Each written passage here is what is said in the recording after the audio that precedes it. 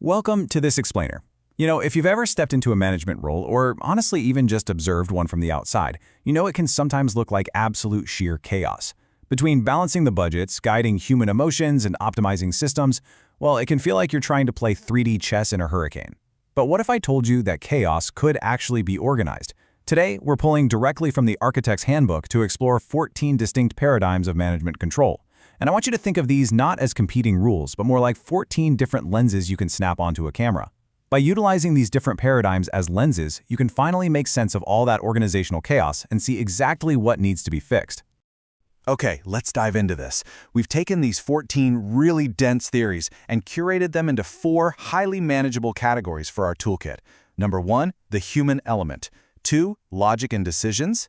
3, systems and frameworks. And 4, action and improvement.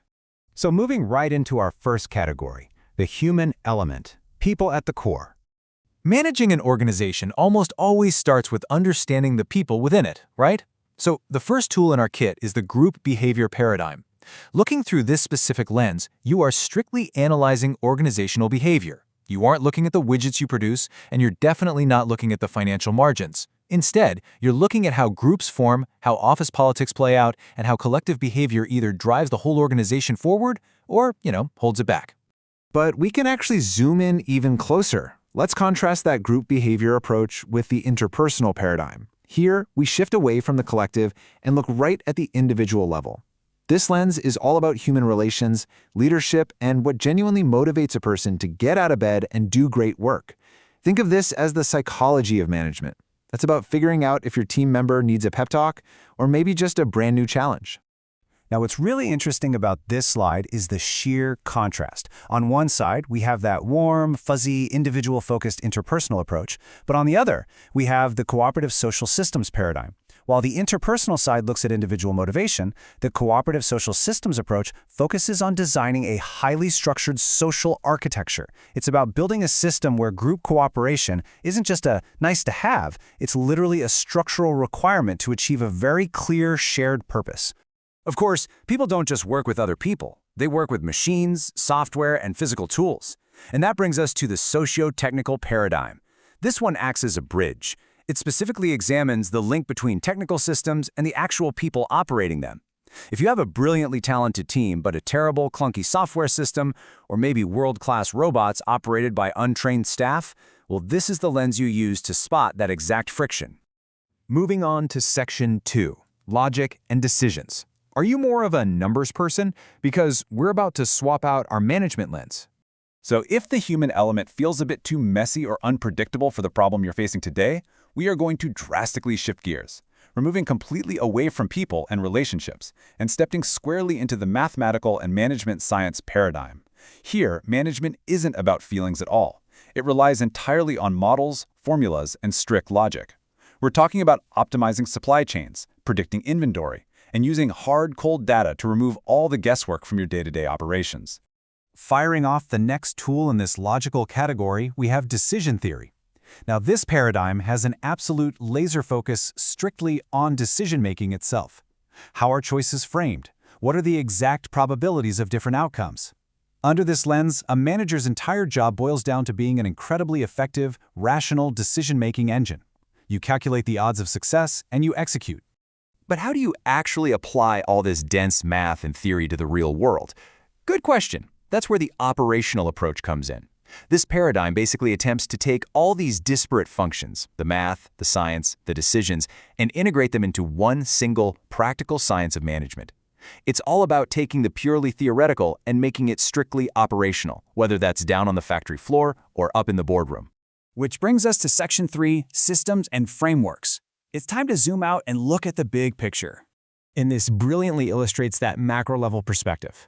Instead of looking at isolated little departments, the systems approach views the entire organization as a massive open system that is constantly interacting with its external environment.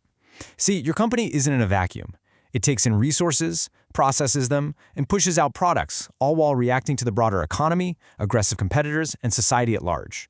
To manage a system that incredibly complex, you need a solid framework, like the famous McKinsey 7S framework. It lays out 7 distinct variables: strategy, structure, systems, style, staff, skills, and shared values. Under this paradigm, a manager's job is this ongoing, delicate balancing act. If your strategy changes, your staff and your skills absolutely must adapt with it to ensure every single element remains perfectly aligned. So, looking at all these incredible tools and big-picture frameworks, we have to pause and ask the ultimate management question. Is there one best way to manage? Is one of these lenses the absolute right one? Well, the answer, according to the contingency approach, is a resounding no. This paradigm explicitly states that there is no single best way. Absolutely everything depends on the situation. The right tool for a scrappy tech startup in hypergrowth is completely different from the right tool for a century-old manufacturing firm. The best managers are simply the ones who can read the context and apply the right paradigm at the exact right time. Let's head into our final category, Section 4, Action and Improvement, Getting Things Done.